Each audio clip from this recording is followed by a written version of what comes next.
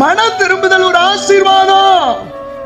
நான் ஒரு தேசத்தை பார்த்து அல்லது ஒரு ஜாதியை பார்த்து பிடுங்குவேன், இடிப்பேன், அழிப்பேன் என்று ஒரு ஜாதிக்கு விரோதமாய், ஒரு தேசத்திற்கு விரோதமாய் நான் சொல்லுகிற வார்த்தையை கேட்டு நான் விரோதமாய் பேசின அந்த ஜாதியார் தங்கள் தீங்கை விட்டு மனம் திரும்பினாள். அல்லேலூயா சொல்லுங்க. அல்லேலூயா.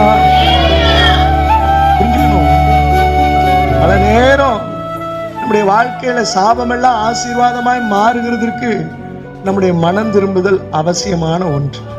அல்லேலூயா. அல்லேலூயா. எல்லாம் சத்தமா சொல்லுங்களேன். புரிஞ்சுக்கணும். ஆண்டவர் இதைதான் இங்க வெளிப்படுத்துறார். இப்ப 2 தலைப்பு நான் சொன்னேன்.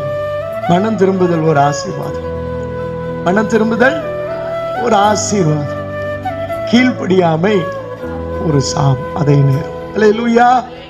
தேவனுடைய வார்த்தையை கேட்டு மனம் திரும்பி விட்டோம் என்றால் அது நம்முடைய வாழ்க்கையில ஆசீர்வாதம்.